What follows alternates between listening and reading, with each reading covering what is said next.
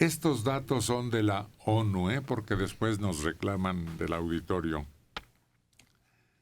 Roma, Italia.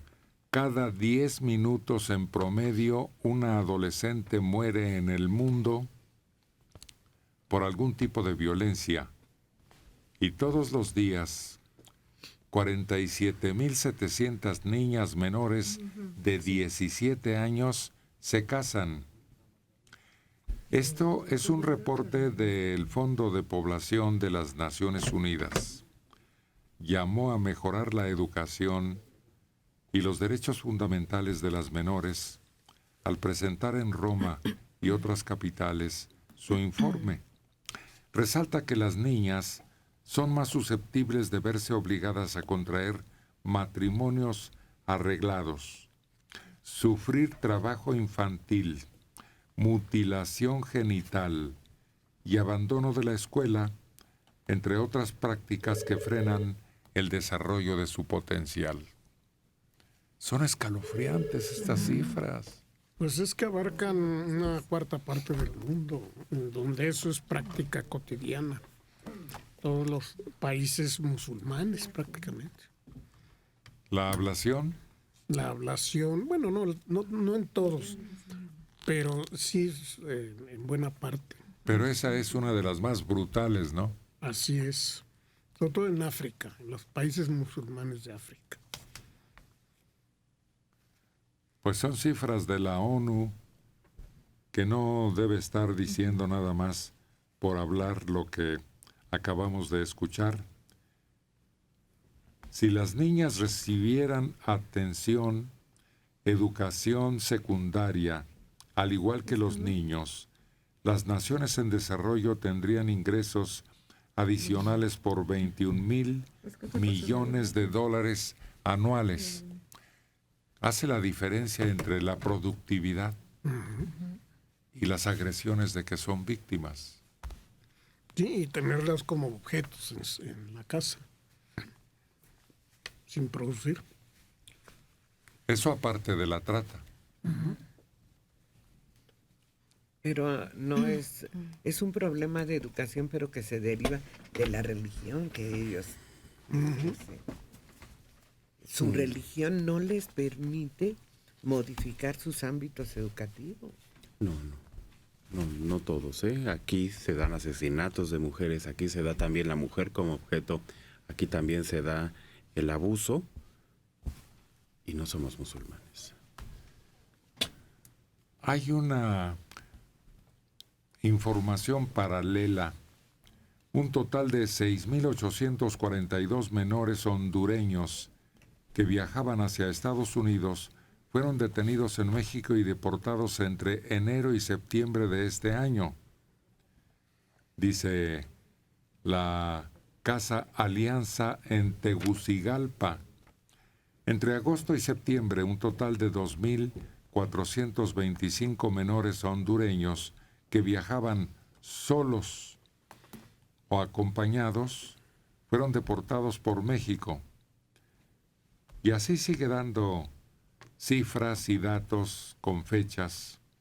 Todos los menores deportados fueron recibidos en un centro de atención para la niñez y familias migrantes Belén, que se localiza en San Pedro Sula, en el norte hondureño. Ahora lo que nos tiene preocupados ya, pasado este capítulo, es los haitianos y los africanos. ¿Qué se va a hacer con tanta gente? ¿Y se espera más?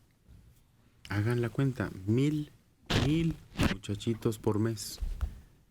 Nada más los que agarraron, los que se detuvieron, los que se quedaron ahí. Imagínense los que están en tránsito de otros países. No podemos, algo hay que hacer para cerrar esa frontera a lo Trump. Que es exactamente la paradoja, ¿no? O sea, tú pides que Estados Unidos no cierre la frontera a tus inmigrantes, pero sí buscas cerrar las tuyas. Regularlas. Pero ni siquiera quieren venir aquí. Es decir, quieren ir allá también. Ah, no, claro, pero por desgracia para nosotros estamos exactamente en el paso perfecto para para llegar a Estados Unidos, porque además la frontera es muy grande. O sea, la puedes pasar por los lugares menos riesgosos, va a riesgo de que ahí la migra te agarre. Pero hay lugares donde puedes cruzar bajo tu propio riesgo, atravesando el desierto. O cruzando el río. O cruzando el río, sí. Pero aquí el problema es la extorsión que sufren todas esas personas en la frontera mexicana a manos de los propios vigilantes de las aduanas en el sur del país. Y por todos Y hay lados. sí, claro. Y después de ahí, cuando se van encontrando diferentes grupos de policías, de vigilantes de migración o delincuentes, que durante todo el trayecto hasta llegar a la frontera norte, los van extorsionando.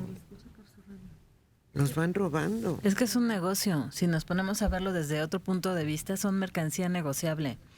Durante todo su paso, ya sea cuando les prohibieron por un tiempo el treparse a la bestia, que tuvieron que recurrir a otro tipo de rutas que les resultaban todavía más peligrosas por todo el camino que tenían que recorrer, extorsión, sujetos a trata de blanca, a secuestro temporal, a todo eso. Son parte de una forma de sacar dinero. O sea, sirven. Por eso no se va a parar este tránsito, que aunque no se queden en nuestro país, que muchos sí se van a quedar, porque de ahí se saca, es un negociazo. Lo vimos cuando fue lo de San Fernando, que se descubrió que hasta las mismas autoridades de migración de nuestro país eran los que entregaban muchas veces a todos estos polleros, a los migrantes, a los de Honduras, a los de los demás países que tenían que cruzar por aquí. Los exprimen todos. Todo. Hasta el Todo. último punto. Lo que no les quitan aquí, les hablan a sus familiares para que se los manden. Los castigaban a tablazos. ¿Se acuerdan que hubo un relato aquí Uy. que manejaban esa información? Los desnudaban y luego con tabla en las nalgas les torturaban hasta que dieran teléfonos y domicilios y nombres de personas a las que se podría extorsionar a distancia. Pero si tuviéramos unas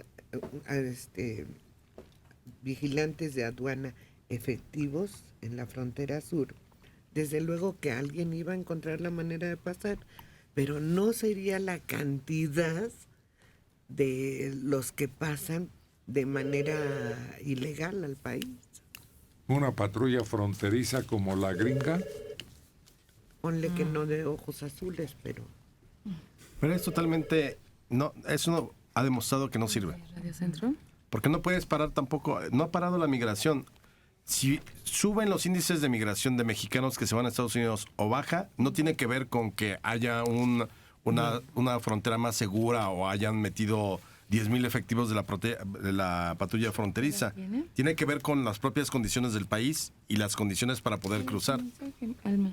Sí, y la Entonces- situación de Estados Unidos. Exactamente, entonces es igual para los hondureños o los centroamericanos que quieren venir a México o que al menos lo quieren utilizar de paso. Eso no se va a frenar poniendo más policías o mejorando la guardia. Tienes que buscar otros recursos. Escuché. Quizá hacerle túneles para que lleguen directamente a Estados Unidos y no se queden aquí. Ayudarlos a cruzar gratuitamente.